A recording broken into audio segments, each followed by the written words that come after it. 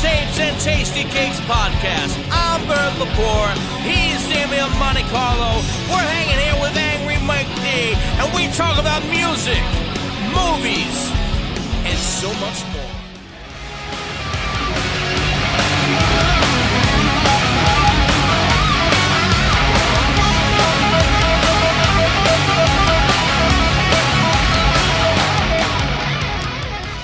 We're back, another episode, Mixtapes and Tasty Cakes, and with Wrestlemania around the corner, figured maybe it'd be cool to do a wrestling special here. Just like I guess like the best moments that that we remember. I mean, me personally, I haven't really watched it in like 20 years. I still always watch. I'm always pulling up old clips and stuff, and I got the what is it on Peacock now? All the WWE stuff. Yeah. So I have on the cock. Yep. Yeah, I'm always watching like old stuff, almost on a weekly basis. So I'm always pulling that stuff up and always on YouTube and stuff. So I'm still a fan. I'm so out of it now. I don't even know who's who barely, but yeah. So I thought it would be kind of cool to do another wrestling one. We haven't done that in a while. And we got our buddy, former pro wrestler Bay Ragney with us. ECW alumni too. There you go. What's up, guys? What's up, babe? Good on, babe. I'm with Damien. Like I don't watch wrestling no more either. I probably really haven't watched it much in 20 years, and I don't know who's who or what's what. And yeah, so I'm with you. I pull up the old stuff here and there, check out the old stuff, and I don't know what's going on with the new stuff. I did watch WrestleMania last year for this other podcast from Australia. They're like, come on, and we're going to do a recap. We want you to be our guest host. I'm like, all right. So I sat and watched it the 2 nights, and I was just like, yeah, there's like some good matches and some good, but I'm like, there's so much of what the hell's going on in pro wrestling today. And then they messaged me this morning and said, hey, it's WrestleMania time. You want to do it again? I'm like, oh shit, I got to watch it again. So it's 2 nights now they do it. Yeah, the last couple of years. Oh, joy. Wow. Yeah, it's like 20 matches or whatever. Holy shit. Yeah. Crazy. 20 garbage matches. Actually, probably 18 garbage matches and 2 good ones. And it's Saturday and Sunday. Yeah. Right? Yeah. You know what? I say it all the time. It's like pizza. Even when it's bad, I still get it. Can't help it. I can't. I watch it now just for the train wreck, man. It's like, I'm waiting for the Mystery Science Theater guys to take over commentary and make it fun again. But it's just so horrible now. I don't know. Yeah. Well, you know what it is, Mike? It's that I miss what used to be so much fun about wrestling, besides the athleticism, because that's what it's always amazing what these guys could do. Like I said, I did a little bit of training with Meanie at one time when I was going to do this manager thing. And let me tell you, anybody that thinks they could just do it, no. You have to be fucking special. Yeah, there's a whole art. There's totally is. And guess what? I've done football training. I've done 2-a-days football. I was more beat up from doing the wrestling stuff than anything. You don't get hit. You get fucking hit. You might not get hit to get knocked out, but you get hit. I had black and blues all over me. So it's not as easy. I remember some of that. It drives me nuts when people go, get the fuck out. It's not as easy as you think. It drives me nuts when people say that. Yeah, the outcome's real, and yeah, they're not trying to kill each other. They're working together, but if it don't look tight, it ain't selling no tickets, Yeah, I think people realize that now. I don't think it's as bad as it was years ago. Like, when people used to make all those accusations, I think now people are a little more educated with it and understand what it's about. I always defend it though. Like, oh, you watch that fake fight? I'll go fuck yourself. I always defend it. I always find myself defending it. And I don't know. I'm like, I don't know. I've been watching since I was a little kid. I like it. I don't know what the fuck. You want me to tell you? I think the problem I have with it now is like it's. I've been watching Sesame Street when I was a kid too, but I stopped watching at a certain point.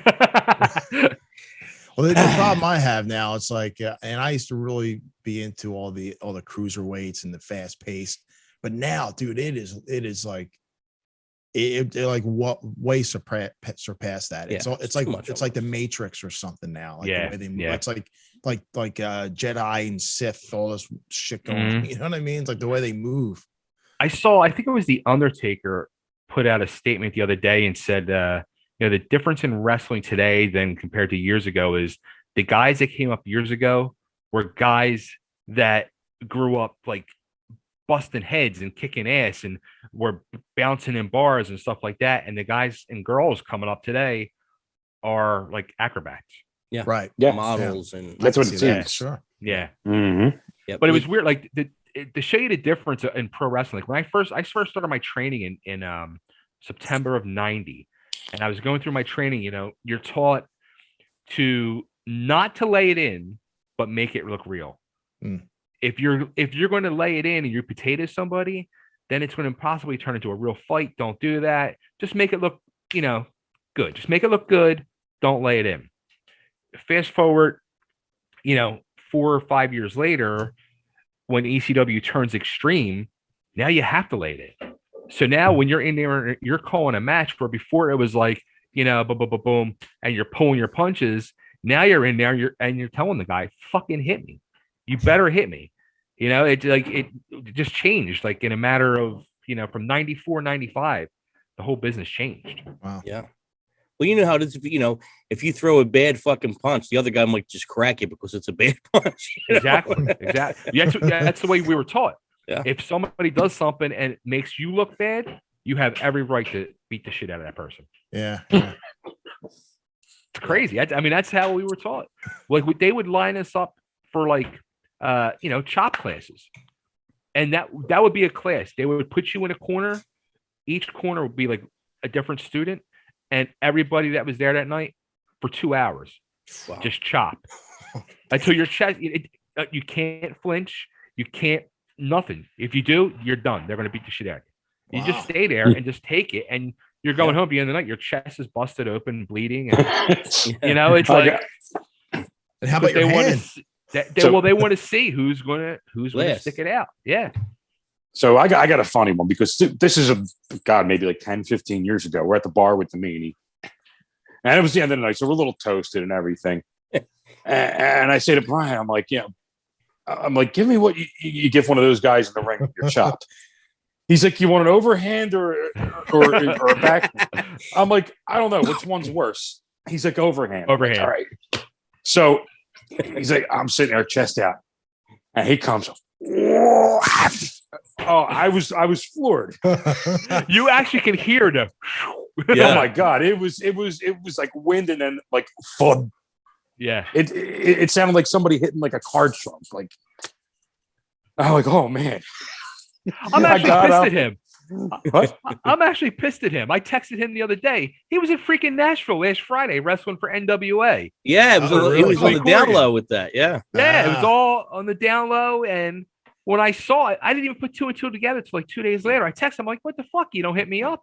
He's like, oh shit. He's like, I forgot you're in Nashville. I'm like, hello. Oh, okay. Oh, that's right. Yeah. He's like, dude, we flew in Friday. He goes, and I flew home Saturday. Yeah. I seen him today for a couple minutes. You know what the funny thing was though? After the next day I woke up, I had his hand on my chest. I wore his hand for about 5 days.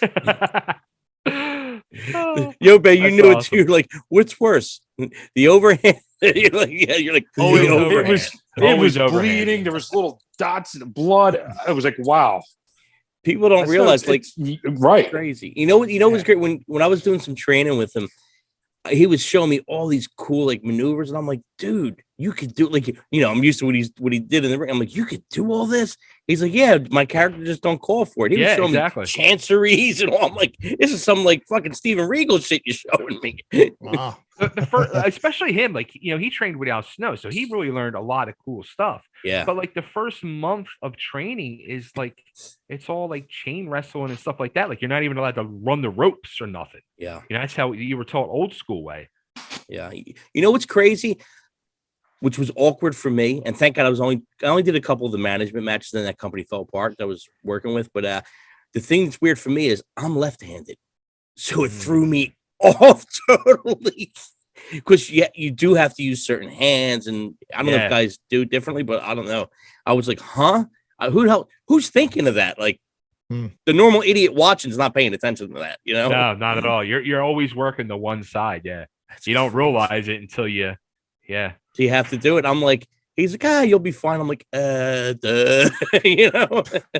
Just like you don't realize too, like usually they're going around the one way in the ring, and the referees go in the opposite direction. Guess what? I just learned that just now. I never noticed that. I never knew that either. Now I'm going to be looking for it. Yeah, that's why it's got to be tough for the ref not to get in the way, right? It's got to be tough. Yeah, only when it's scripted. yeah. Usually, yeah. That's.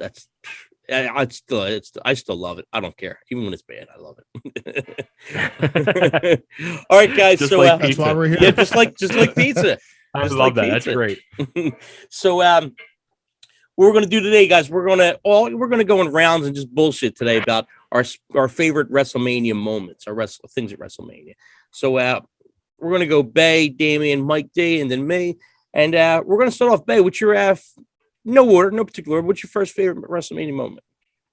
All right, so I actually put them in order, so I'm gonna go. Cool. My number one was actually the only WrestleMania I was able to attend. Was WrestleMania 10. I was actually, I don't remember what year it was. It was early 90s, probably like 93, I think, 93, 94.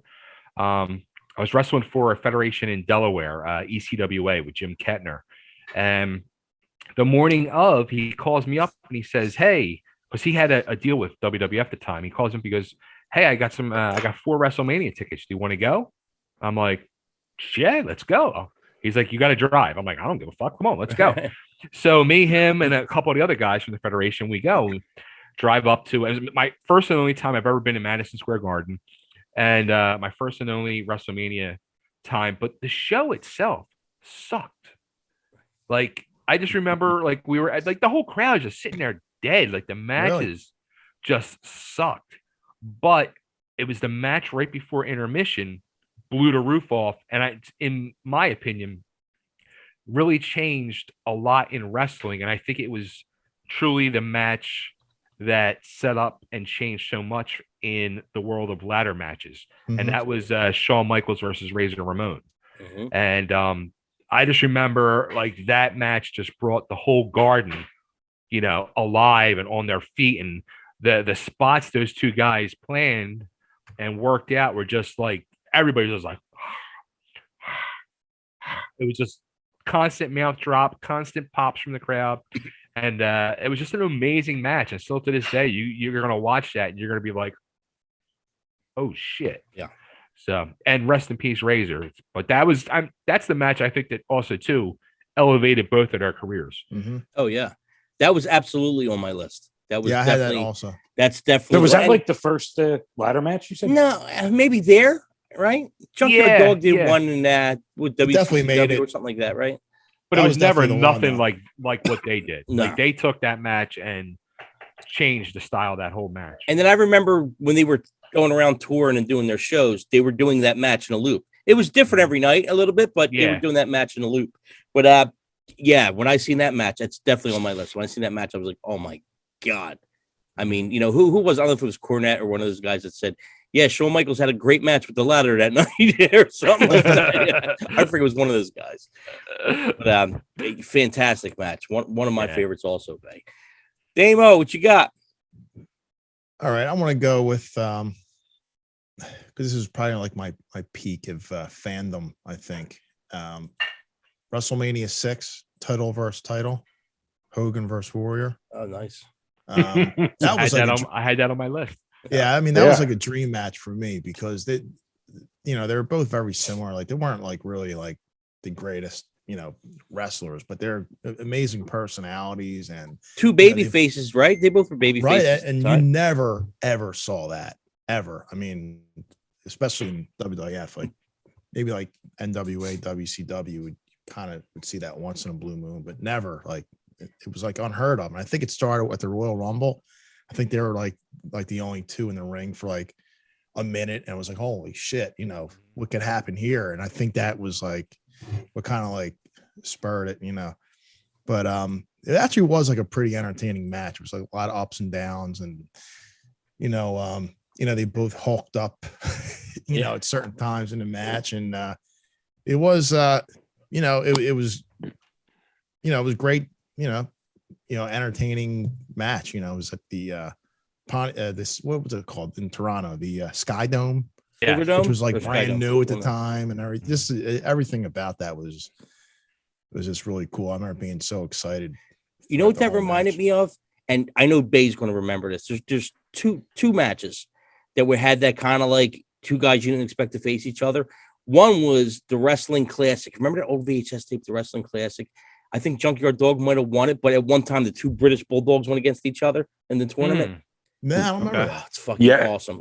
That was a VHS renter back in the day. I think That was like an Coliseum 80s video? tape. It's 80s, yeah.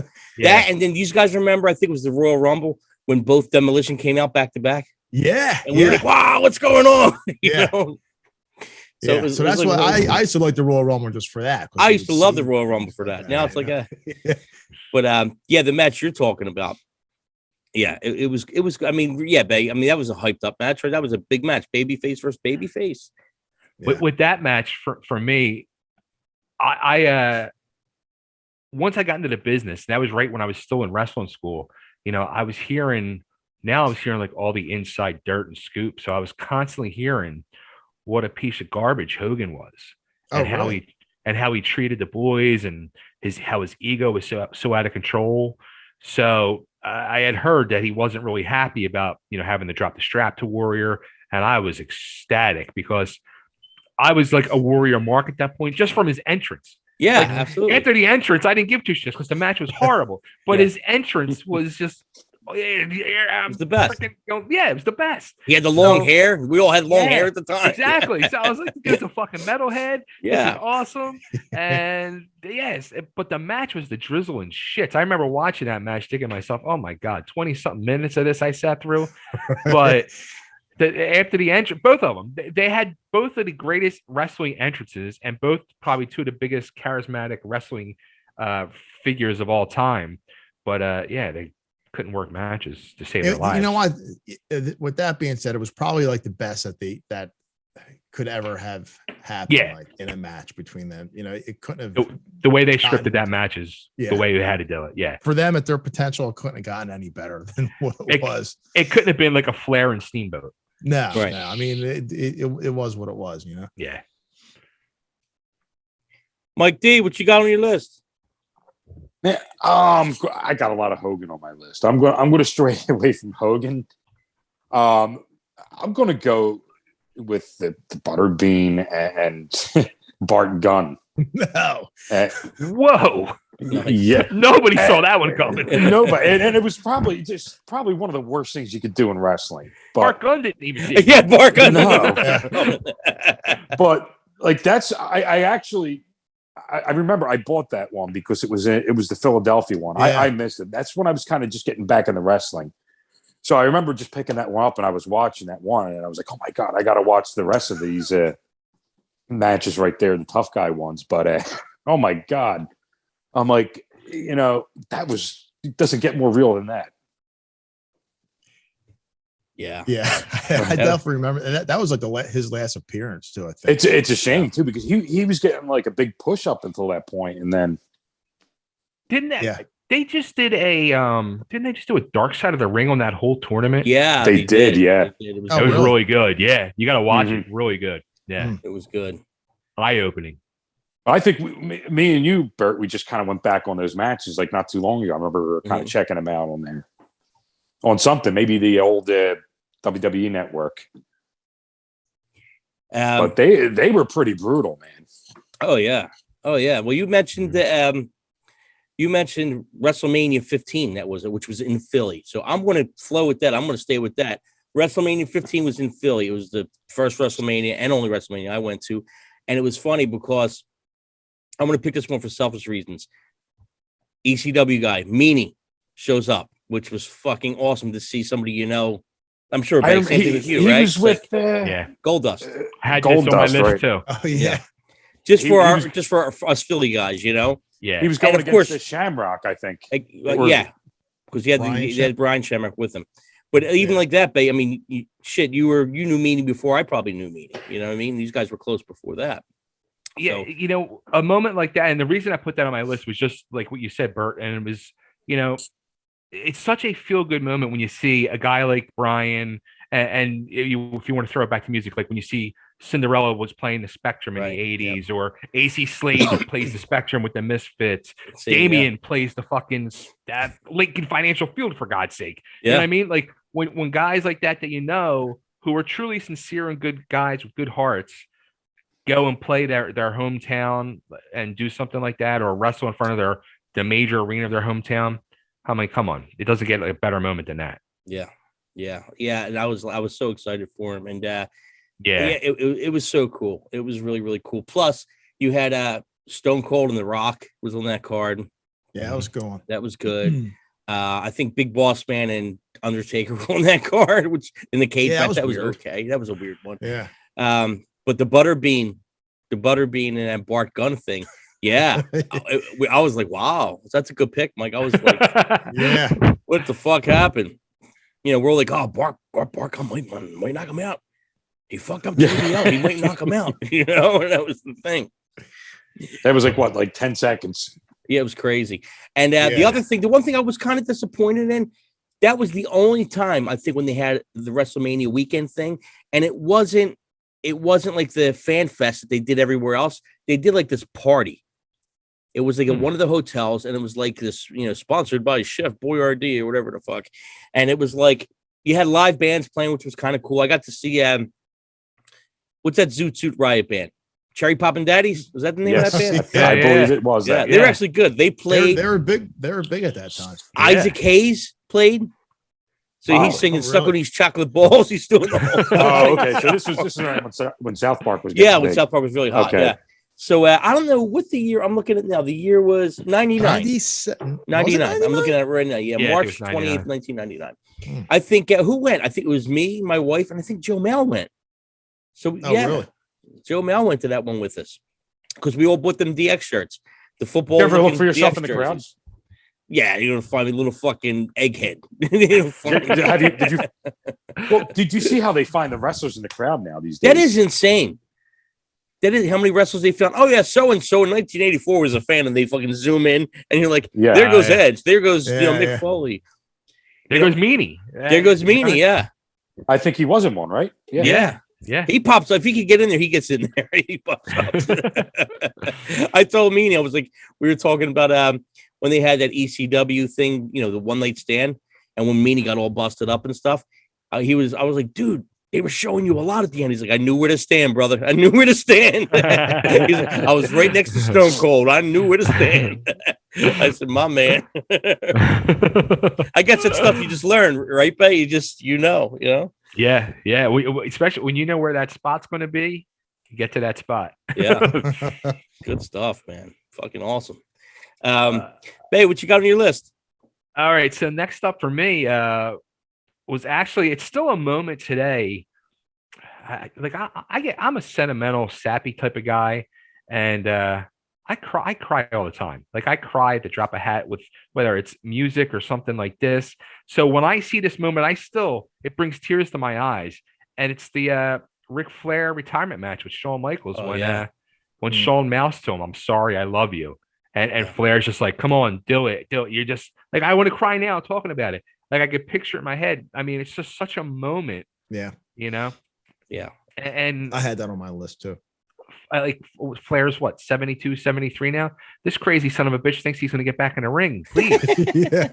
He's like, another divorce. Here I come. Yeah, right.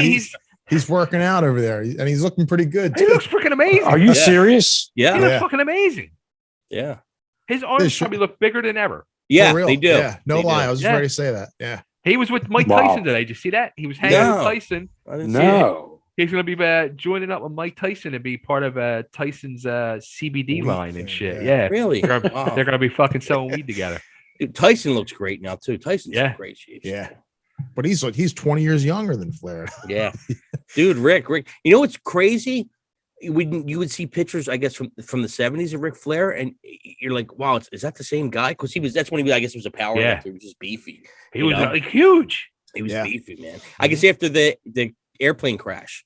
Yeah. That's when I think he changed the way he looked and stuff like that. But before that, he looked totally different. He looked like a power lifter, man. Fucking Ted Think Arcidi-ish. of that. That dude fucking survived a plane crash, broke his back, and goes on to become the greatest wrestler of all time, Mhm. 16-time world champion. Like, Yep. Yeah, how it's does that amazing. happen? Yeah, what they used to say is, and Bay, same thing. I'm going to go to you with some of this wrestling stuff. Like when he takes that backflip, he always kind of goes on his side. I don't know if that's Well, you the can reason, see he's but always that's what off they to the say. side. He's Yeah. always off to Yeah, he the side. favors it. Yeah, you can see that. Yeah. Did I ever tell you the story of the first time I met Flair? No. Philadelphia Marriott, like when I was just getting into the business, and I used to go down and hang out at the Marriott, the airport Marriott, for WWF shows, WCW shows, just hang in the hotel bar, getting drunk and shit.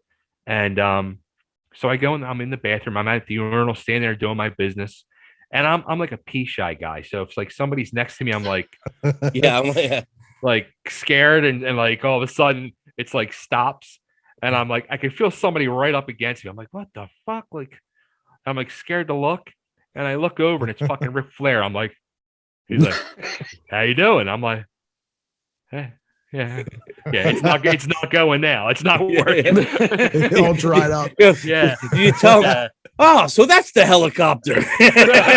You took my words. You got to be quick in the Thunderdome, Mike. Yeah. So that's how you met That's Ric funny. Flair. That's great. That's how I met Ric Flair, and then like many stories, people would tell me, they're like, "Yeah, Flair's upstairs running around naked again." He lives it. That's Yeah. funny, man. That's funny. Great match, though. That match is fantastic. Absolutely, Yeah. absolutely. Yeah. You know, you're going Top to to get a bottom. lot of Shawn Michaels, a lot of Hulk Hogan. They're always great matches, man. Always great matches. Damo, what you got, buddy? Yeah, well, continuing with the sentimental theme. When I was a kid, Andre the Giant was my favorite. Even when he was a heel, I was always an Andre guy, and never really held a title because I guess he never really had to. Yeah. But when him and Haku were the Colossal Connection. Oh, the yeah, tag yeah. team champions for a while. So I was like all into that. And then on WrestleMania, I think this was WrestleMania 6 too. I got it in my notes here. Yeah, it was WrestleMania 6. And the Colossal Connection, they lost the titles to Demolition.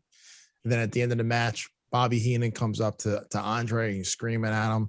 Then Andre grabs him and he's like slapping him around. And it was like a face turn at that point. And then which was nice to see because he was like right at the end. I mean, he could barely like walk, hold on to the ropes and everything. So it was kind of cool to see him, end like that. And then he barely wrestled after that, but he would come out with like the bushwhackers and shit like that. He would like accompany them to the ring and everything. So it was kind of cool to see him back to, Nice way to go out.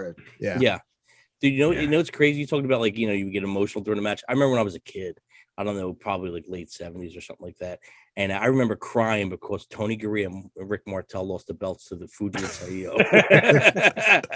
Brian laughs me all the time when I tell him that. Dude, and we used to go to Wait, Fuji and you were Saito. crying when Seth Rollins slipped out of okay. WrestleMania this year, Bert. Yeah, I was really bummed out about this. But dude, another funny story that Meanie breaks my balls with too all the time is that my father, my father was hanging out one time with me and Meanie, like just bullshitting around.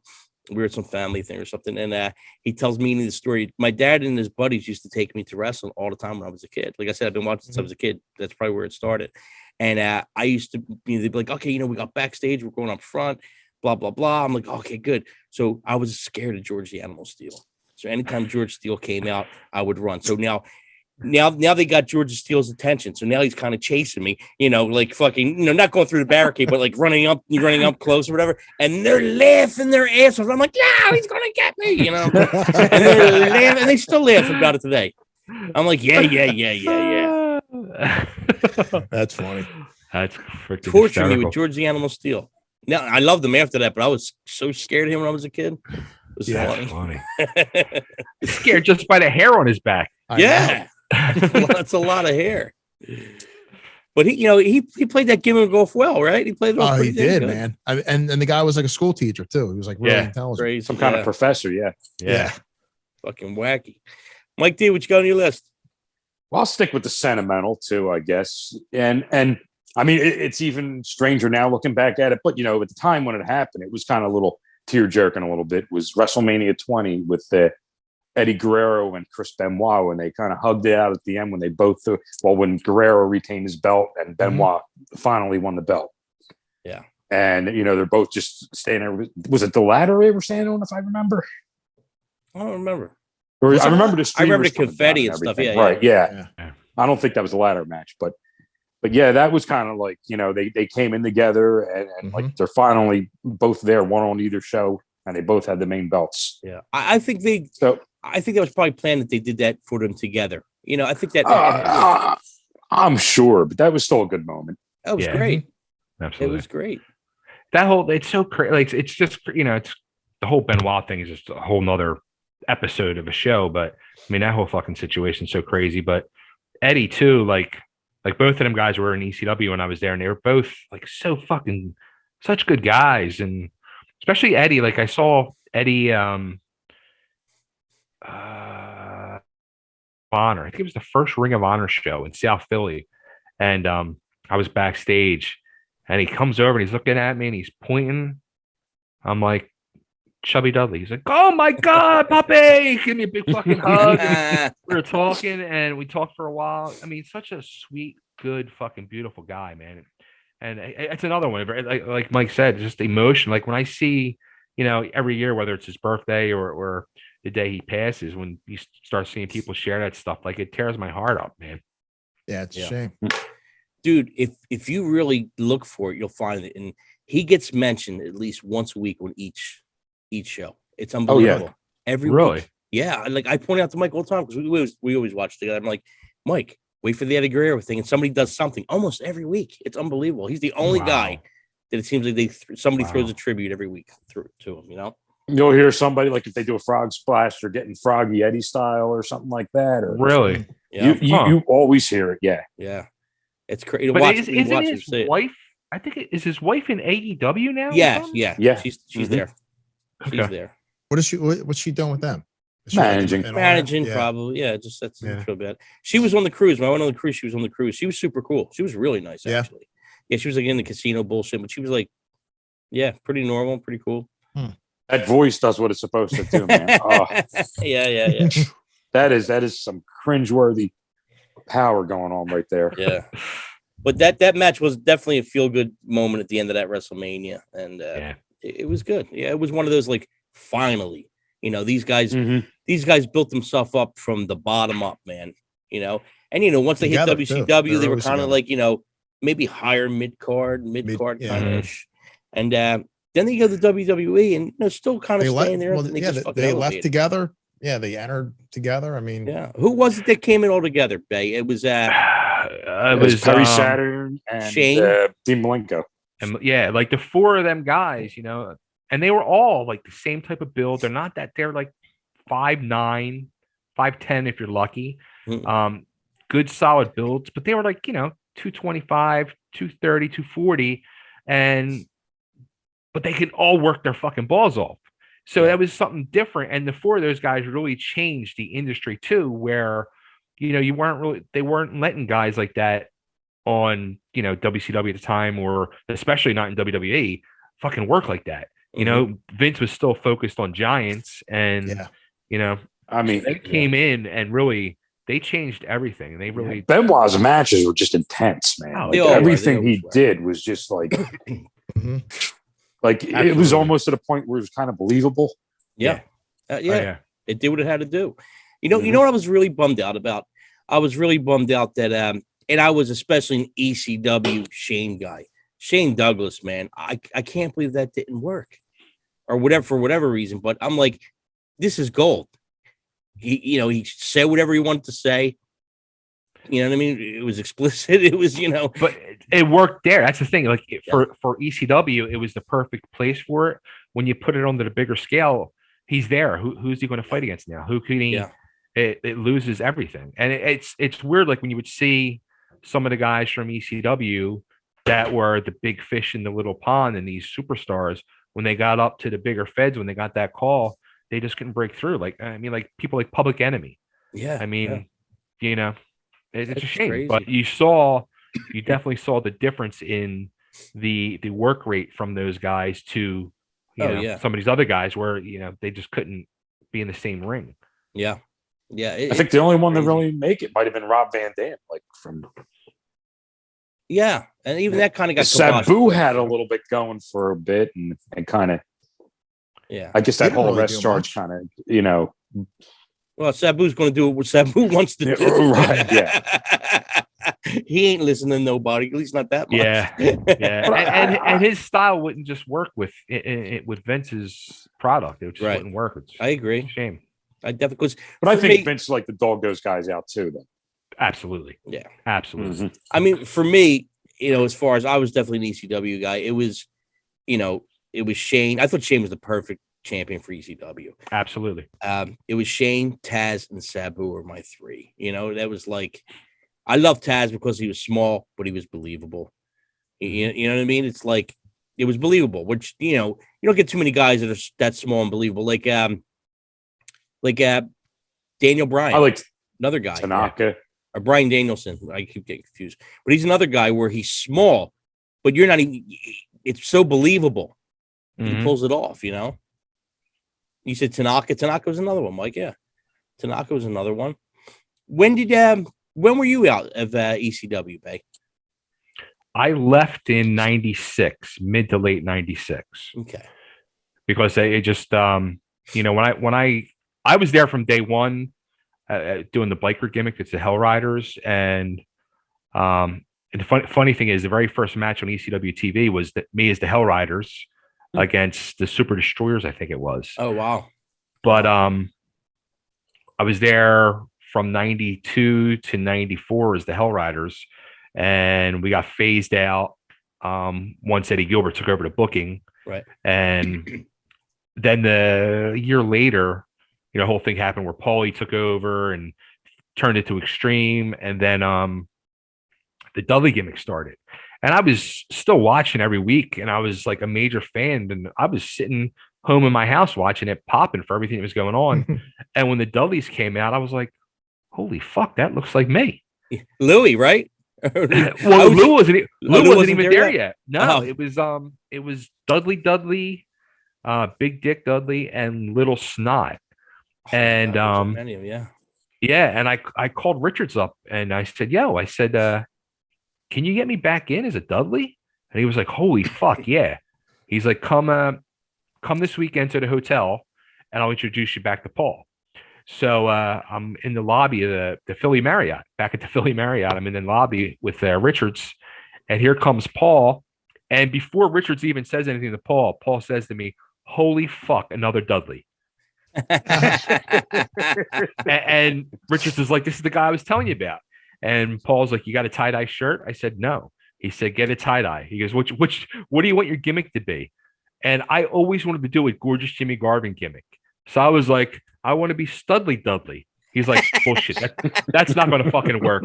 He's like, you're Chubby Dudley. Bring food, a tie-dye, and start next week. Nice. But I never was given an opportunity to like really work. I got thrown in a couple opening matches as filler, but I was never given the opportunity. So, after almost a year and a half of that, of just going out every week and getting smashed with tables and chairs and everything. And then Spike came in and he's the first night he's got a match and then gave him a push. I'm like, this is fucked. Like, I'm like, I see the writing on the wall, and I hung out for like another month and I was like, yeah, I'm done. Like, tired of it. Cause I kept getting offers for bookings all throughout, the tri-state area where I'm going to get a nice payday and get a match. So I did that. Who was your tag partner when you first was in ECW? I was Easy Rider. He was HD Rider. The Hell Riders. I kind of remember that. Did he want to do anything else after that, or? He kept doing the Hell Rider. After I became a Dudley, I had a wrestling school at the time, and I trained my replacement, who was JR Rider. Okay. And JR Rider, big dude, pretty big guy, right? Yeah. Long blonde hair, and they did stuff for a little more years. But then he started working singles, and he did a lot of stuff singles, and he did a lot of stuff. A lot of TV dark matches and stuff for WWF, and they actually were working to repackage him doing a Knievel gimmick, but they just never did the whole thing with it. Right. Wow, that's crazy, man. I knew the Dudleys. You were what, at least 6 at one time? At Yeah. least 6, right? Yeah. Yeah, Big Dick Dudley, Chubby Dudley, Snot, Spike. Snot was Sign gone. guy Dudley. Sign guy, Sign Dances Guy. with Dudley, Oh, yeah. Devon. Yeah, there was this. I think the most was at 6 at once. Wow. Yeah. That's great. And like I I, mean, said, I think they even had a girl, if I remember right. I don't remember a girl. No, there wasn't a girl. I don't think I so. think I thought I wasn't Spike Dudley with a girl at one point. Maybe she wasn't a Dudley. Oh, don't they know. kind of dressed her up. She might have just been like a girlfriend kind of thing. yeah. She was I kind think of I- dressed like him. They Yeah, set her up. yeah. Didn't they set her like in a crowd at first at something? Maybe. Yeah, it was I like, think that you was know, after I left. Yeah. Yeah. Yeah, that's crazy, man. Yeah, Yeah. it definitely took off. And like I said, when I first met you, I met you and Lou near the same time, and I didn't know which one was which. How we get you? It's crazy. Me and Lou truly look like fucking brothers. Yeah. Yeah, when you just had the long, you both had the long Yeah. hair. I always thought Lou was you, and he Yeah. you know, the opposite. That's I used funny. to get mistaken for Lou for years, all the time. Yeah. That's crazy, man. That's Yeah. fucking crazy. So, okay, we're gonna move on to my next one. My next one is going to be probably the one that a lot of people pick: Steamboat and Savage. And that was WrestleMania Good 3, I one. believe, too. That's Yeah. I mean, It's a just classic. the build up Great to one. that match was great. One of the Mhm. greatest of all time, right there. Yeah. Mhm. Yeah. What's your memories on that? Anything on that one? That was another one. That was like that was getting away from the formula a little bit for the WWF at the time, because that was two guys that can truly work real, amazing wrestling matches, and they let them do their stuff. They didn't, push them to be the superhero gimmick stuff. They let them work, and it was phenomenal freaking match. Another game changer. Yeah.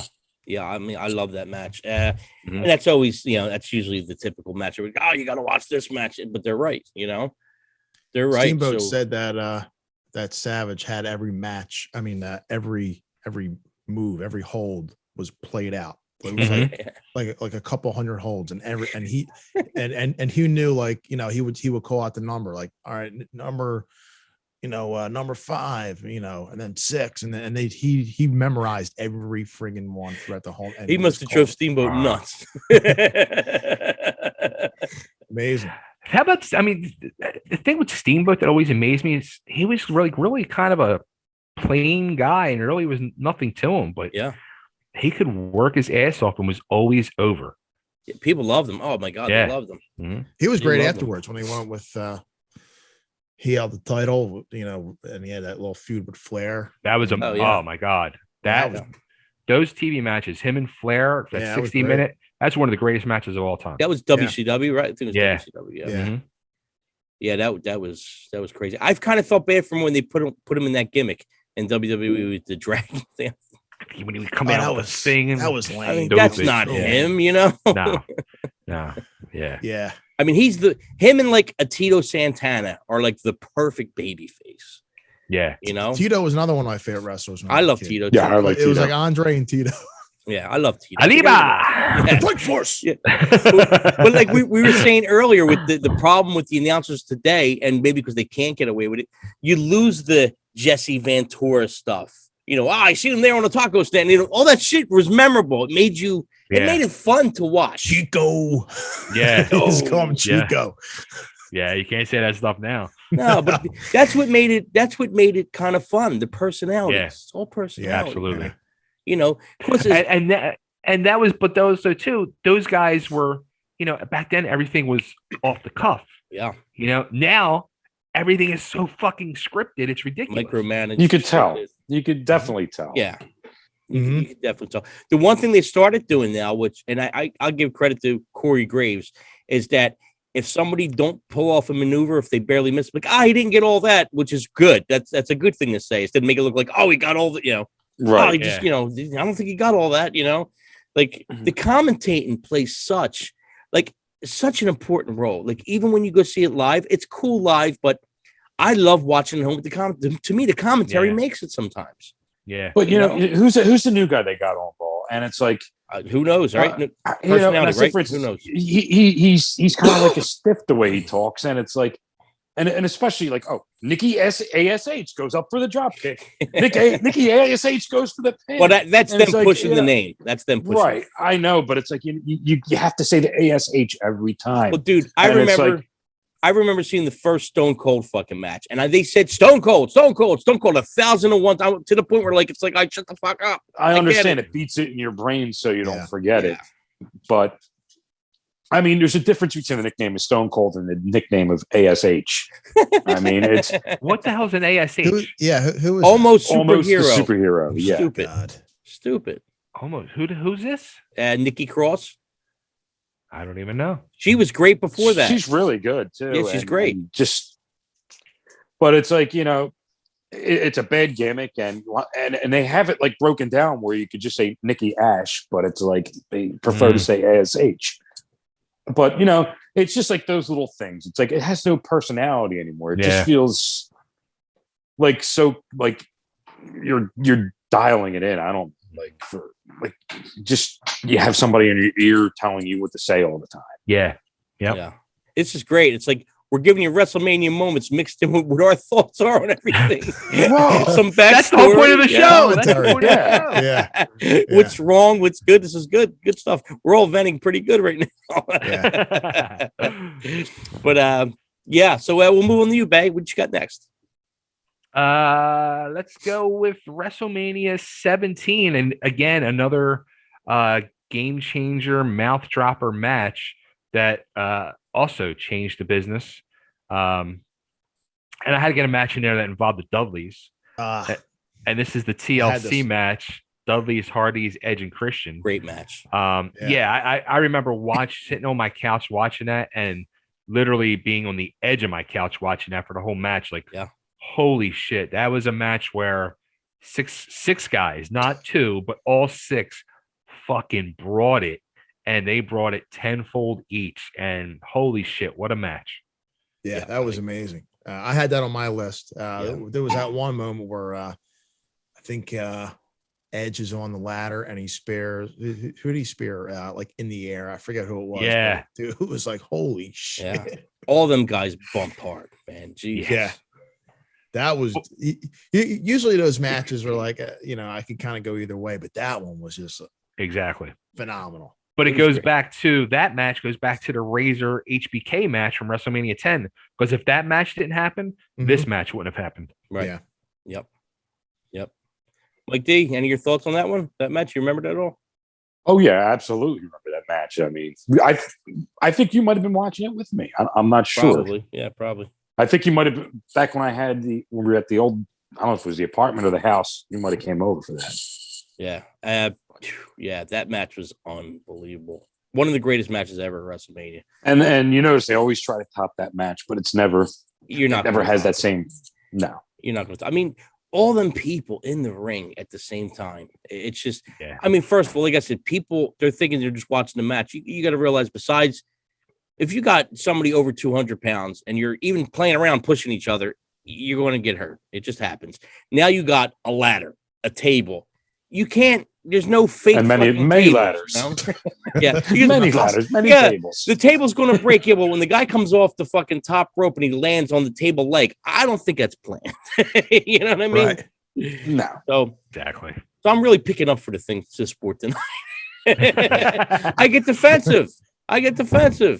He's defending the biz. Yeah, I really do. It's like it's not. It's fucking way harder than you think it is.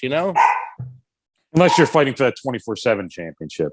I hate that. I hate that belt. I fucking hate it. It's just stupid. That's like one of the reasons why it's like I feel like I can't do it anymore right now. I'm like I almost need a break. Like they think like you got a guy like Ron Killings who still looks good, is still in great shape. Throw the guy a bone, give him a real belt for a little bit, even if it's for a month. I'm waiting for the JBL push for him. You can defend the belt 24/7. So in other words, if I'm walking down the street and there's a referee, you can pin me. Oh, it was, you know what? When it was the hardcore title, it's comical. When it was a hardcore title, it was fun and comical for about a month, and then just, so it was the hardcore title. Yeah. I remember they used to do that. Okay, got it. This has been going on for like 2 or 3 years now. Again. Everybody that's in catering, that's when they come out. They get their little Hold on a spot, second. and that's it. It's I mean, that's the frustrating things of being a fan. Like, you got to have some comedy there. It's what it is. It's a little bit of everything. Yeah. But it's like, oh man, it just ruins people. Yeah. It can only does. go so long. It was fun. It was fun at first, but then it was like, again, come on. Yeah, when Crash Holly was sneaking out a win, it was fun. And now it's just nobody wants that belt. What I mean? Nobody wants that belt. Damo, we're gonna move on to you. WrestleMania moments. All right, I'm going with WrestleMania 4, which I don't know, man. For some reason that was my favorite WrestleMania, and it's one with the tournament, and it was the it was that whole Hulk Andre feud, which was like lasted like a long time. That was like over a year long thing. Was that the thing with DiBiase? That's not the interrupt. Yeah. Okay. Mm-hmm. Yeah. I know Yeah. So a month prior on Saturday night's main event, it was Hogan Andre. Andre won because of the Dave and Earl Hebner thing. It was like a fast count or something, and then Andre sold the title to DiBiase, and then they said you can't do that. We're going to have a tournament. But and Hogan and Andre got like a bye in the tournament, the second round, and all this. But Savage wound up winning the tournament. He won the title, and it was, it was cool to finally see someone else other than Hogan have it. It wasn't really any memorable matches through that one. I think the main event, the final match of the tournament was really good, which was DiBiase and Savage. But yeah, I mean, he wrestled 4 times that night. Butch Reed, the natural Butch Reed, the natural Butch Reed. Yeah. Greg Valentine, and then is that when he dyed his hair, right? The natural. Yeah, he had the bleach blonde Mm-hmm. hair. Yeah, great. Second round was Greg Valentine. Third round was One Man Gang, and then it was DiBiase, who is one of our personal favorites. We all love the One Man Gang for some reason. We all love him. Love him. Big fan of Akeem too. Akeem, brother. I'll never forget the day I found out that Akeem was the One Man Gang. I was fucking floored. I couldn't believe it. I was like, the One Man Gang was like this monster killer, and now he's fucking the African King. What happened? when he disappeared, when the One Man Gang disappeared, and then they like months later he started showing all these vignettes of him like in the jungle with Slick, and that he's rebranded as Akeem the African Dream. I was like, I would have loved to be in that fucking meeting with Vince and One Man Gang when he was like, this is what we're going to do. Like, he must have been like, what the fuck is this? Like, I got One Man Gang was, head. Yeah, that was pretty badass, I thought. I'm 6'6" mohawk tattoos on my head, and I'm going to be a dancing African. I don't know. Kid with the big hat, he had the big hat. He did the whole thing. The brother, fucking hilarious. Oh man. Yeah. Mike D, what you got, buddy? I'm going to go to WrestleMania 18, and I'm going to go NWO Hogan versus The Rock. That was a good one. That was very good. And you didn't think it was going to be that much of a match, really, and it was a half decent build up where Hogan was kind of healing up the whole time, and then when they finally get in the ring, it's like everybody turns on The Rock and started cheering on Hogan, who was the heel. Yeah. And it was just like, I think even Hogan at that point was kind of like, whoa, what the hell's going on here? Yeah. The Rock was looking around what's going on, and it kind of made it just like that, a little bit of a change in that match, which was kind of made it, from probably being, which could have been a bad match to a decent match. It was fun. It turned it into a fun right. You don't see that happen that often where like, you have somebody who's a heel and a face and the crowd kind of dictates where they're going, It was, usually there's something to kind of set it up, but I mean, that was just the biggest moment of that. If you go back to I think it's pretty sure it's 1989 Halloween Havoc in Philly. Mm-hmm. It was the Freebirds, Jimmy Garvin and Michael Hayes against, I think it's the Dynamic Dudes, which was Shane Douglas and I forget it was his partner. But What's the name? Freebirds, The guy who works they for were like the guy that does surfers. the voice. Who's the voice? The guy that does the hire and fire in the WWE. He's what's his name? Laurinaitis. Oh, Laurinaitis. Yes. Yeah, I think that's who it was. Johnny Ace. Johnny Ace. That's Johnny it. Ace. Johnny Ace. Yeah. So it was them, and they were supposed to be the big baby faces, and they got fucking destroyed. The Freebirds came out to like the biggest pop. You would have thought it was like the Eagles winning the Super Bowl. Like when they came out, it's such an amazing moment. I'll have to go back and watch that. You have to watch it. I used to go. I go remember back it from the Civic Center. I used to just watch that entrance because seeing them come out on the stage of the Civic Center and the pop they're getting, and then they're walking down the aisle and the crowd is just going nuts. I'm like, it's just why I love Philly. Yep. Yeah. Oh yeah. Freebirds were great. Yeah, they were. They were. I was a Bam Bam Gordy guy. I like Bam Bam. Oh yeah. I like Jimmy Jam Garvin. Jimmy Jam. He was like the Jam alternate, Garvin. right? He Precious, was right little after. Precious. When did he come in after what's name was out? Right. Buddy Jack Roberts. Yeah. Yeah. Gorgeous Jimmy Garvin. Yeah, but Great. back to Not my that match. That was that was a great match. I did have that on my list. You know, and then all talk about sentimental. I do that one really gets me too. Seeing that whole thing come down, man, made me feel like a little kid when I was watching that. Yeah, it did. You know? And then if you notice right after that, Hogan was out of the NWO Oh, gear. dust the red and yellow off, brother. We're gonna make some money. But you know what though? He had some decent matches on that comeback though too. Yeah, He did. Yeah. He actually like he got all of a sudden like he realized he needed to work. He couldn't just go in there and drop a leg and that was it. Yep. He did actually put an effort. I felt a bigger effort in his work rate at that point than he did 10 years prior. Oh yeah, I believe it. Yeah. Yeah. I remember. I think it was. I don't know. It was close to after the WrestleMania. He had a match with Brock Lesnar, and that was probably one of the better Hogan matches I saw. He was all busted up by the end of it. Was that a WrestleMania? No. It was like maybe a few weeks after WrestleMania. But I remember Brock just like it was. It wasn't like a quick match, but Brock was beating the shit out of him pretty good. Yeah. Crazy. Okay, so we're gonna move on to Bay. All right. I got and this is the last one I have. I'm going WrestleMania 1, the main event, because again, it was just a game changer for the business. And it's funny because I was thinking about this and I was thinking, one of the greatest buildups for a feud, between with Hogan and then bringing in Mr. T and Orndorff and Piper, that whole gigantic build up, the whole rock and wrestling connection, how it united everything. But it also made me think like I started becoming a wrestling fan like 2-3 years prior. I was like 11 years old, and I would go into the supermarket with my mom. I'd start getting like wrestling magazines and I'd bring them to school and I'd be in school reading them, and all the kids in school would make fun of me and just torture me. Oh, you watch that fake stuff. It's so fake. I can't believe you.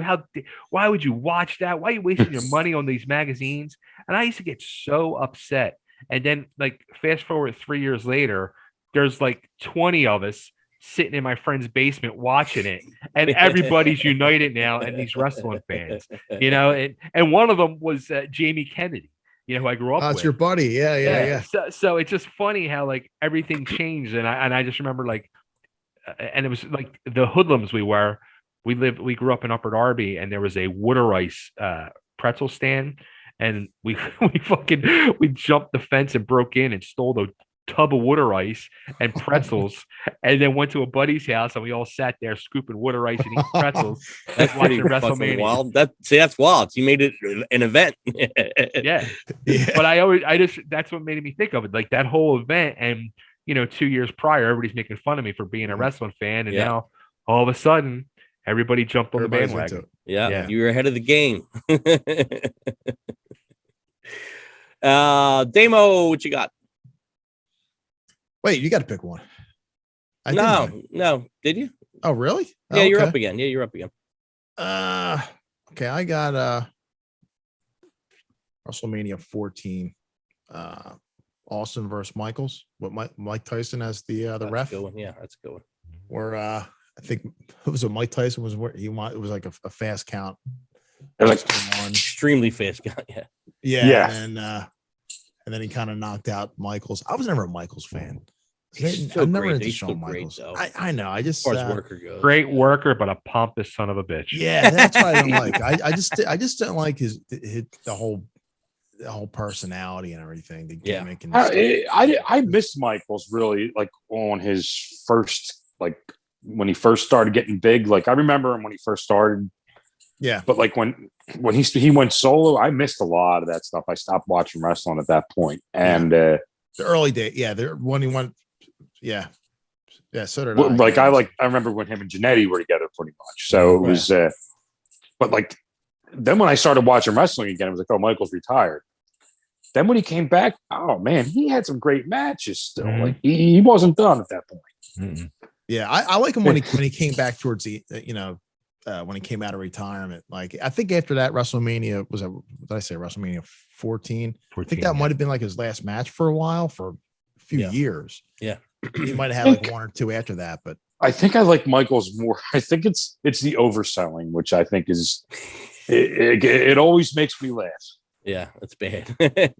Like, he's got to be doing this on purpose, like especially like all the flops around the ring and rolling from one side to the other, then out the ring. And but you know what's funny? And same thing, I'm gonna go to Bay again because that's the guy that knows. Most of that shit's not for us, it's for the guys in the back. It's not for the fans. It's to see how far we can stretch to make the guys in the back laugh, right? Pretty much. Oh, really? lot of laughs going on. Yeah. there is. It's funny because they'll come back and they're even in the ring. They're fucking laughing at each other. Yeah. The referee, like everybody's in on it. Like, yeah, it's great. That's great. So Damo, what match? It was the Tyson and the Michaels match, right? I mean, Tyson was the referee, and Austin, and Austin wins, right? I believe Austin won that match. Yeah. I think Tyson punch fucking at the end of it. I think he punches Michaels out. He does, and then then him and Austin have like a beer or something. Yeah. But really, that was a game changer too, because when they brought Tyson in, all of a sudden WCW got flipped now. That Tyson move was huge. Right. It was, yeah. It was huge. Yeah, because I remember it made like Channel 6 News and everything. Oh, it was big. And going into that match, even though we know it's kind of planned the outcome, it's still Tyson's always got that thing. You never know. You never know if Mike's going to get mad. When that Stone Cold thing, Tyson thing was happening, we're like, it could happen. You never know. It's Tyson. Yeah. I mean, look at now though, how like watered down the celebrity you even got, like in WrestleMania. Ain't that horrible? Like, you went from like Mr. T, had like Cyndi Lauper, and it was an event. Donald Trump, and now you got what, fucking Jake Paul. It's like, really, that's the celebrity. I guess, yeah. He's in I think that's the only one they really have right now. Like besides Stone Cold coming back. Right, but like remember like WrestleMania 1, it's like all these celebrities, it was that which was it WrestleMania 1 or 2 that Ozzy was on too? 2 or 3, maybe 2. He was But I mean, 2. Mike brings up a good 3. Okay. But Mike brings up a good point. Like, there was truly a cavalcade of top-notch A-list stars and celebrities. Mm-hmm. And now that wrestling supposedly is so mainstream, where's all them big celebrities? Yeah. I guess they feel like maybe they don't need them now. They don't want to pay, probably. I guess they figured out for that, right? Yeah. That's true. True. Where it's like you said, it was such an event. Like, you'll hear about WrestleMania now, but man, when the first couple WrestleManias, it was like all over. Everybody wanted to be a part of it. Whether they were wrestling fans or not, they just wanted to be a part of it.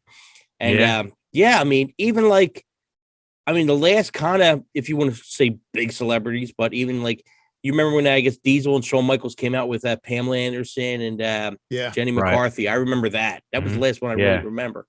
But the first one had a ton of people. He had to get. Was Ali a guest referee? If I remember, Ali. It was a major event. Yeah, it was huge.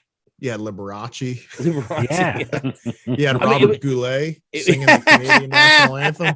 I mean, star-studded. It was just Alice Cooper. star-studded event. Alice Cooper walked out with Jake the Snake, Mhm. WrestleMania 3. Yeah, that's right. That's right. Miss Aretha Franklin.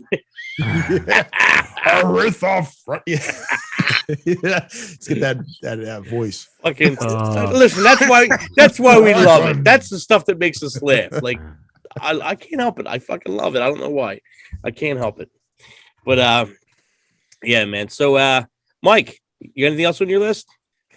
I mean, I don't remember too much of the match itself, but I remember WrestleMania 2. And I thought Hogan was going to lose to Bundy in this cage, and Bundy was going to cheese it out and walk out of the cage. But that blue cage, man, I missed that blue cage. You like the blue cage, yeah? I did. I was a big fan. Well, I of think that. you only saw it. I think when Hogan was in the cage, if I remember right. Nah, that was the WWF cage. Really, They they were used using that. yeah. Already?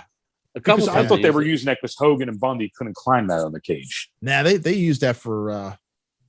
Well, yeah. I mean, prior to That might have been the first one. That might have been. That might have been. You know what? That might have been. It might have been for but that they reason. It used could have been that- for that reason. They used that all throughout the 80s and early 90s, and they went back to the. Hated that cage. Me too. Me too. Horrible. Me Yeah, too. I liked it, but I guess I could see it being a little hard on the eyes, like to see what's going on. It looks more You know what I punishing mean? too, though. For some reason, That's what I thought too. Yeah, I mean, it's wider, right? It's the holes were probably wider. easier to climb. Speaking of those, like the cage matches, I know it's funny because I guess depending what federation it is or whatever it is, the rules are different. Some have the cage match where it's a cage match, but you could pin them inside, which is pretty much a hell in a cell for us now. I missed back in then the it was day. over the top or out the door, Right. But back in the day, that's what I'm saying. I miss, there's so much good shit that they used to work in with that door. Yeah, the guy's almost down. He barely gets in. He gets hit with the door. You don't see that much anymore. Like that, the door, fuck over the top. That door was the best part because you could really work it in, Yeah. And then you thought the guy was out and he gets pulled all the way back. It's great. And and then taking them crazy bumps off the top of the cage back into the ring. Crazy. I mean, I get it where somebody said, well, these guys are fighting, why do they want to get out of the cage if they want to get to each other? And I get, which is more, I guess, like the heel trying to get out kind of deal, but I don't like the pin or submission in the cage. I think neither do I. What's the point? Yeah. Neither do I.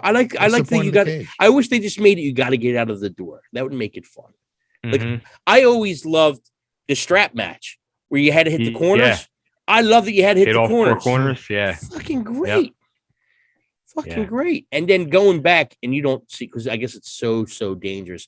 You don't really see the cowbell matches too often. Like, didn't Cody just do one not too long ago? Yeah. What was that? I don't know if it was cowbell. I don't remember match. that one. Or was it?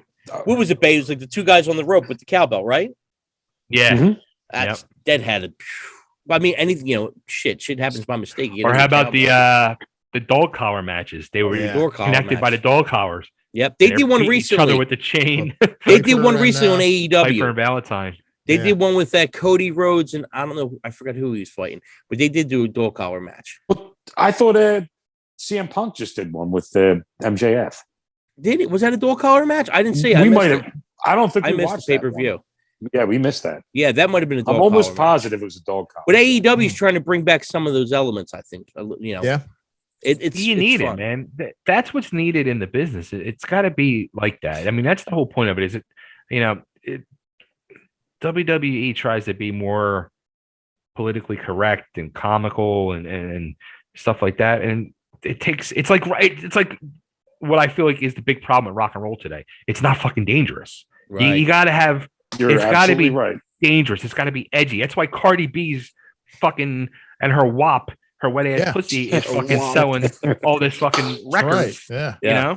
Because she's more dangerous than 99.9% of the rock and rollers now. Yeah. And it's the same thing with wrestling. WWE's not dangerous at all. It's kiddified, and AEW is going the opposite direction, and everybody's loving it. I mean, you see a match, like a cage match or something like that. You got to have blood. You have to have it. Exactly. I mean, I look at. I don't know. Me and you watch a lot of AEW, so Bert. So I would say AEW is probably a cross between like ECW and WCW. Yeah, what I hear. I would agree. I would agree with We don't have it on our cable, so I don't even know how the hell I can even Oh, wow. watch it. I really actually do want to watch that somehow, but I have no way it's worth to do watching. that. Yeah, There's no app. I mean, there's no. Really? Yeah. Yeah, I gotta see if I can look into that for you. But like you bet, like go in the bay again. The problem is that there's no in between.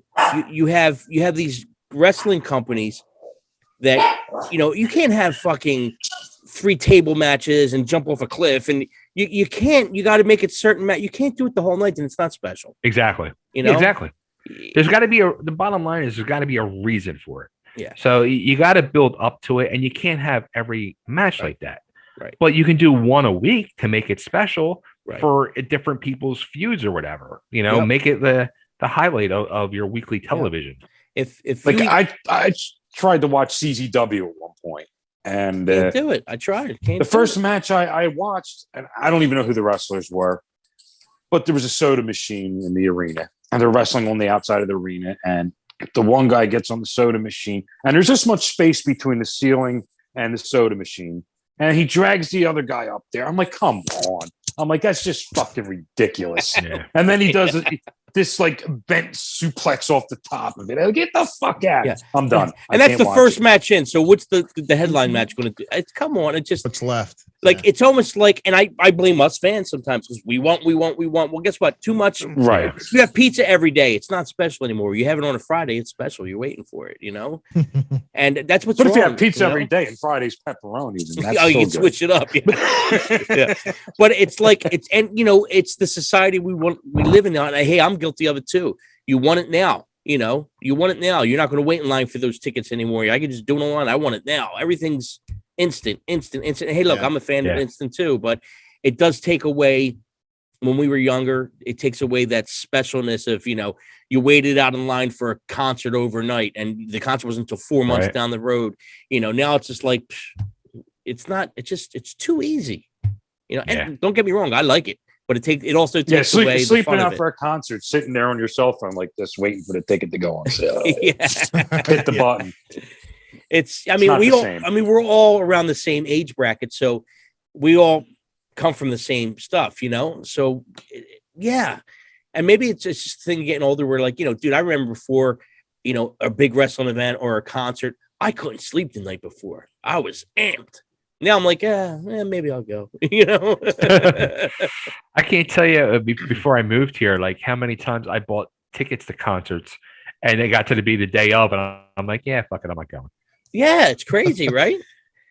We're back then. There's no. I mean, look, I love the internet, and you can do a lot of stuff with the internet, but it takes away a lot of magic, also. Absolutely, yes, it does. Yeah, there's good and bad. It's got to listen. I love it for a lot of stuff too. Like we would never be able to do this. I wouldn't know what the fuck I'm doing, and it's trial and error, and you get to learn. How about with the internet, like back then, if someone jumped ship from like WWF to like WCW and they showed up like the next week or something, it's like, holy shit! Yeah, the fun, the magic.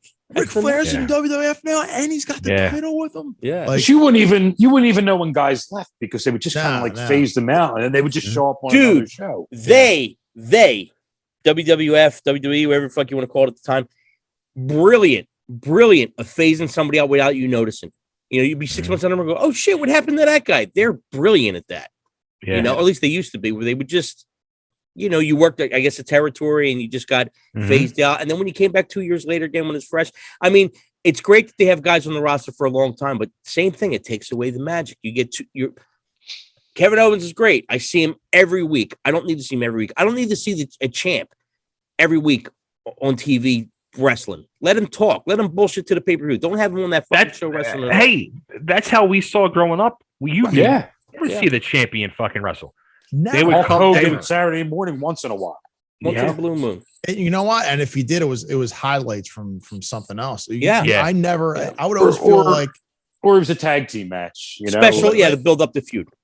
Well, and the big reason is because they wanted you to go to house shows to see him. Exactly. Right. So they would save like Hogan. You wouldn't see him on Saturday, like Saturday night's main event. He would have like a match, but it was always like, you want to go see him, got to go to the house show. Yeah. The TV show, as ridiculous as it's going to sound, the TV show is too big. Where when the special events happen, it's not big. Well, the whole problem became was, again, ECW changed everything for that, to where they made TV became special, and then you had the whole Monday Night Wars. But there's really not house shows anymore. It's only TV. It's the TV tapings. That's what everybody is focused on. It's they don't go. They're not out on the road 5-6 nights a week anymore. That's always been the complaint with, like, Bret Hart would say, we're on the road 300 days a year. We don't get a chance to see our families, So I guess, for those guys, it's beneficial for them, for their health too. I mean, how many times you hear of guys, they couldn't recuperate from injuries, so they get hooked on all kinds of shit. And then, time, yeah. But it just, too much of a good thing don't make nothing special. And I think that's that's the problem. I think with wrestling is that, but the fans, we're to blame. We expect it, and it's just, you got to pattern out. I mean, a feud, fuck, man. If you have a good feud, it should last a year. It should really build up. Build up from that to tag teams to fucking special matches to the climax match. It's WrestleMania, whatever the fuck the deal is, and it's not, everything's on a month-to-month basis almost. Because now it's the build up for 4 weeks, the pay-per-view, and if they feel like they can't make any more money off it or draw anything else on it, it's on to the next. What can we do now? And a big problem with that is too, again, like you're saying, with everybody, instant gratification, gimme. But especially with WWE, I don't know how AEW does it. I don't think they're as bad, or if they even do it. WWE has 100 fucking Hollywood scriptwriters. So you don't have the people with the wrestling background that grew up in the business and been around the business for 30-40 years. They got all these Hollywood people, these TV writers that are writing these storylines, and a lot of times you can tell the difference. And that's why, when I'll end up watching WrestleMania and I'm looking at this stuff, I'm like, I don't know the background, I don't know the story. I'm just watching this single match, and I'm like, the fucking match don't make sense. It doesn't, and it makes zero sense. I don't know where it came from, but now it's like you watch Raw, and you watch a pay-per-view, and the same two guys are fighting on Raw on the same pay-per-view that's coming up in the week. They'll fight 4 or 5 times before the pay-per-view. By the time you get to the pay-per-view match, you're getting the same exact match as you watch. Yes. And it's what was the point? What's the payoff? Yeah. Right. And especially now with everything on the Peacock, where it's like, what are you paying? $5-10 a month for that? Too cheap almost. You're not getting a pay-per-view quality show. I'm sorry. It's you're getting a ramped up Raw, if that. Really? Okay. And it's not, and by ramped up Raw isn't even good. So I don't know. You're going from diarrhea to a solid shit. So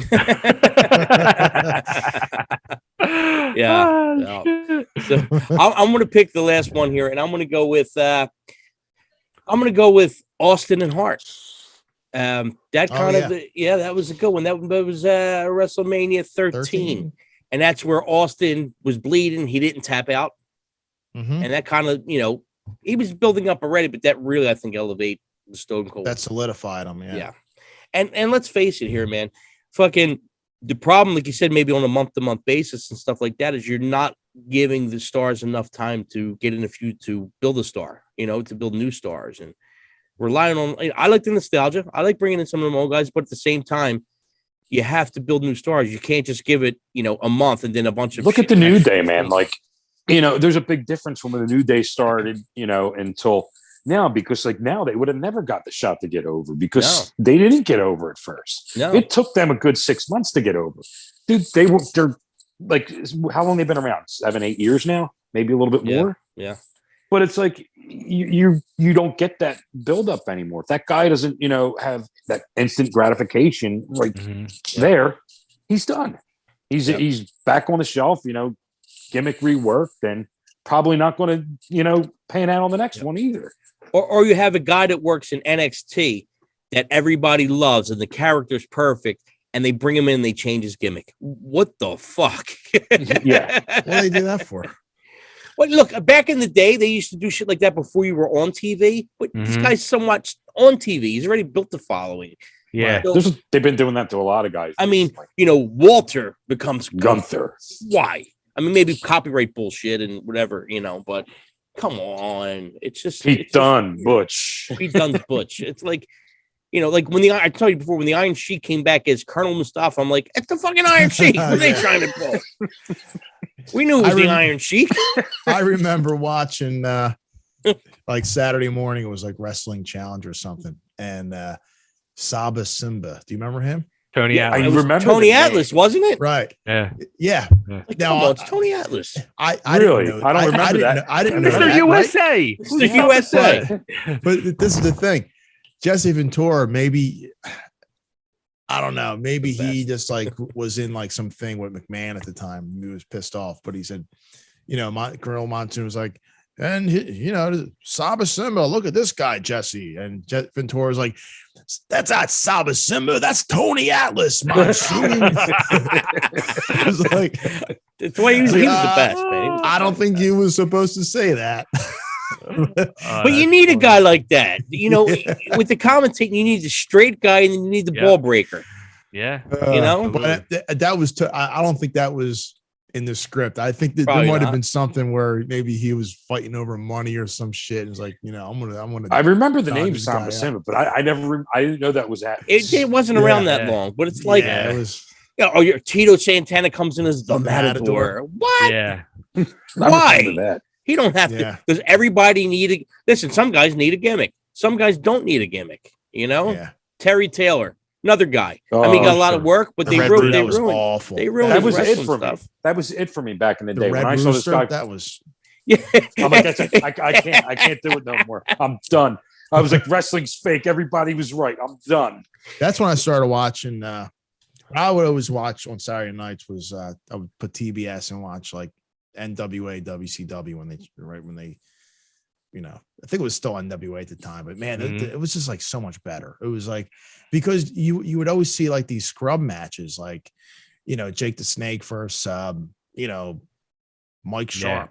Iron Mike Mike Sharp. Sharp. I love Mike Sharp. Mike Sharp, yeah, but he was like the top dog of the Ham and Eggers, Yeah. Was it Barry Horowitz? Barry Horowitz was right below him, but Yeah. Mike, Barry O. Mike Stone. Mike Stone. Here you go. SD Jones. Love that Steve. I love that Steve. Leaping But Lenny yeah, but- Poffo. On Saturday night WCW, you would actually get quality matches, like Yeah. Yeah. Road Warriors versus Doom or something like. It was always like great I used to love, and I guess it was part of it. I don't know if it was part of WCW or NWA at the time, but I used to love, and we had cable on the side of Broad Street when I was a kid. So when I went to my grandmother's, I would always watch Georgia Championship Wrestling, which I loved. Oh yeah, Yeah, Jimmy the Boogie Woogie, man. You had all kinds of cool shit. I used to love No, it. I wasn't, one of those cool people back in the day with that. See, now you are. So I always go back and watch that stuff. It was something. it just brings you there's something- back, Yeah, there's Yeah. something charming about it. Seeing like a little wrestling on like a little TV studio and Awesome. Sometimes too big's too big. Yeah. You know? I do remember the AWA specials they used to put out every once in a while. Used to see them on Saturday nights. mm-hmm. Yeah, a lot of that stuff I would see in magazines, like the Main Event magazine. Like there were so many guys, how many times I see Abdul the Butcher like when I was young? I Right. don't remember. Maybe when I got older I did, but when I was younger, I just always read, or Kevin Sullivan when he was doing that gimmick. I'm like, wow, who's this guy? This is crazy. Never seen him wrestle, Yeah, all I remember seeing was like pictures of Abby and Dusty Rhodes, and Abby had the fork jabbed in his head. Blood, It was yeah, blood. yeah. That stuff was like, Von Erichs and yeah, I was going to say the best stuff was like on Friday or Saturday nights on Channel 48 was World Class Championship Wrestling and UWF, because you saw that whole Von Erich Freebird feud and all that stuff, and it was blood, and it was like it was crazy stuff, and it was like, oh my god, like what the hell is this? Like, Yeah. It was it was way different than stuff we watched Saturday morning. I'm sorry, the blood definitely makes it. Absolutely. Not that I have a bloodlust or anything, but it's like it's part of the when feud. It's done right. It just adds so much to it. Yeah, especially Flair, because that bleach blonde hair. That might be the reason we had the bleach blonde. Yeah, that really like you don't see it. It's something about that. Like his face was just covered in it by the end. Yeah, he's a crimson mask. Yeah. Hey guys, it's like we could be talking about this all night, and I would, we could go on forever.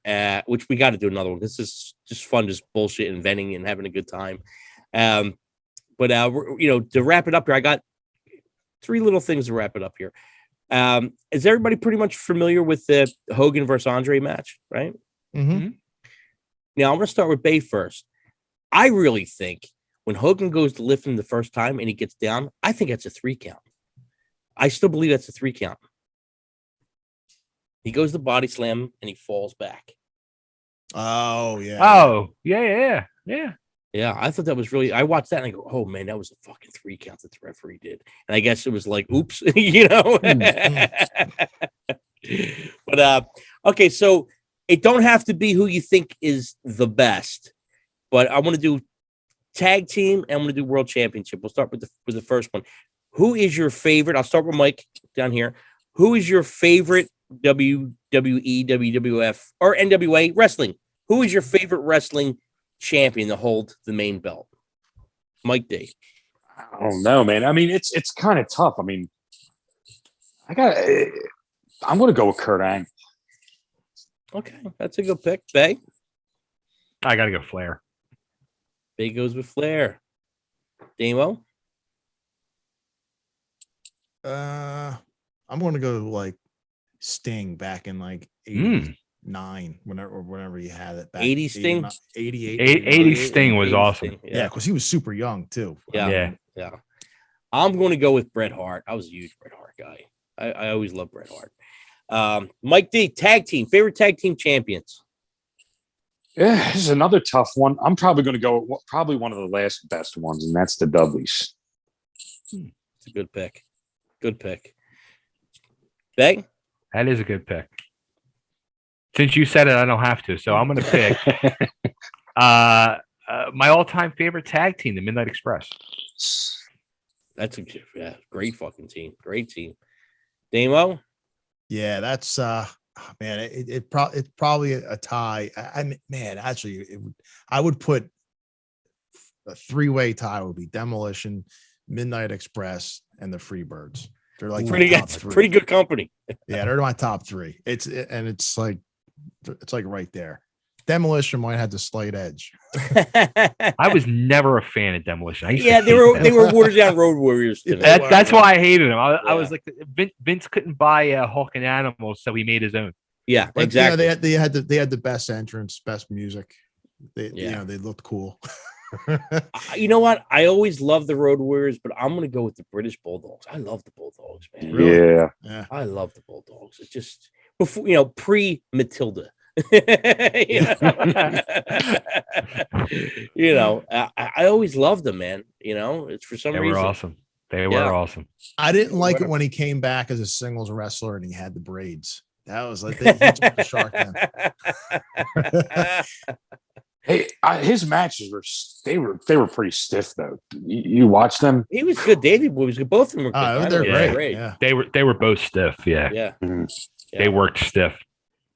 Yeah. So their matches were a lot better. Like if you probably watch them now, you probably enjoy them. Yeah. You appreciate now what they were doing before anybody else.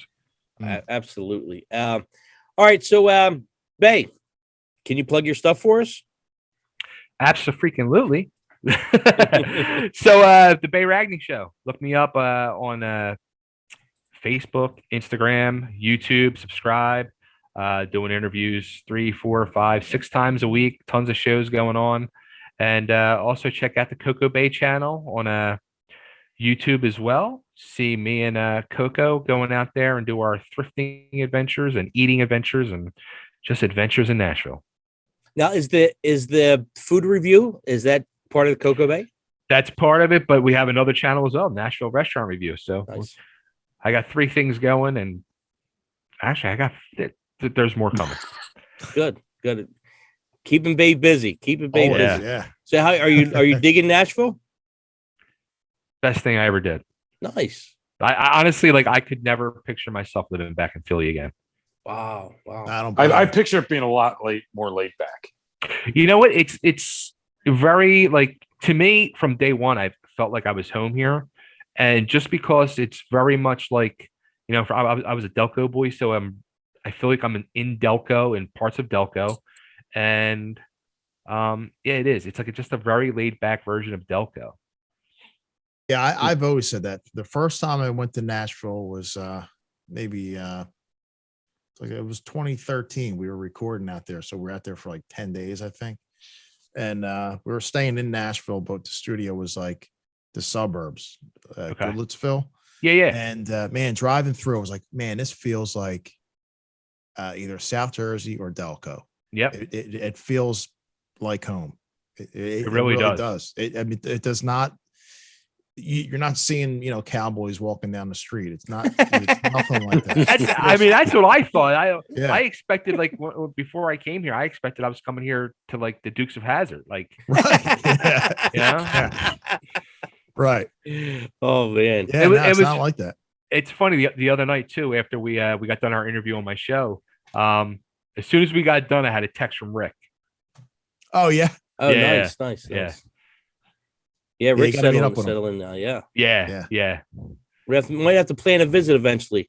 Yeah, We'll you hit gotta Bay come and Rick down, at the man. same time. Come down, hang out. I want to love try it the down hot chicken. I never had real hot chicken. Oh, dude.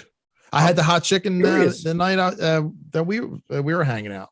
What's so special about the hot chicken? It's overglorified. Oh, Bay, Dude, it's good. He's like, Did you get the Hattie B's? Yeah, of course. Did you get the hot chicken? The hottest got stuff. To shut the cluck up. Yeah. Yeah. Dude, I just had it like it was just a hot chicken week here a couple weeks ago. Yeah. Oh man. There, I've been to That shit. Prince's. I've tried them. Yeah. Prince's, like I got their and I am a spicy motherfucker. I love spicy stuff. Like, I put hot sauce on ghost pepper stuff. And I got their second to hottest, and it was so hot I couldn't even eat it. Wow. And it was instantly making me sick too. Yeah. Like my stomach was instantly hurting. Yeah, and I can't in do it if it's pain. too hot. Yeah. Wow. Jaron swears by this place down there called 400 Degrees. 400 degrees. I haven't tried it. I got to try it. Yeah, he swears by that place. Okay. Very cool. So I'm gonna get it and tag him in it. Yeah. let's get a review on it. Check out the review. Bay's always got his finger on the pulse. He's always got a billion things going on, whether it be the restaurant stuff, the music stuff, the wrestling stuff. He also does stuff on eBay, reselling. right? Yeah, as a matter of fact, that's what I'm gonna do when we get done. I gotta list stuff on eBay. Like, Keep busy. Go to estate sales, buy batteries for remote control cars for $3 and flip them for $40. There you go. Really? Damn. Yeah. So Bay's got his finger on the pulse all the time. And yeah, so, and also huge supporter of this, anything Philly, he's always a supporter of. So he has us on his show once in a while, and always supporting stuff. And he gets some big names too. Like he had Bobby Brown last year. I think you had tomorrow morning. Well, I mean, this is being taped, but tomorrow morning I have Bo Duke at 10 a.m. my time. Duke of Hazzard, Bo Duke? Dukes of Hazzard, Bo No Duke. shit. And then in the afternoon, Robin McCauley from MSG and Black Swan. Yeah. Who was it? Who was Nice. it? That wasn't Wopat, was it? John Schneider. No. Tom Wopat was Luke Duke. Okay. Yeah. But yeah, Bay, thank you, man. Thank you for always No, pushing guys, us. thank you. thanks. I love. Thanks for coming on. It was good. And I'm going to tell you again, and this is no bullshit. That fucking new video is off the fucking hook. I haven't stopped watching it, and I'm not bullshitting. I love it. That tune is killer. Thanks. That It a is. killer Thanks, tune. guys. Thank you. Thank you. The video fucking amplified it 100-fold. Yeah. Thanks. Well, guys, look for Bay Ragney on Facebook. He's got a ton of things going on. Check out everything he's got going on.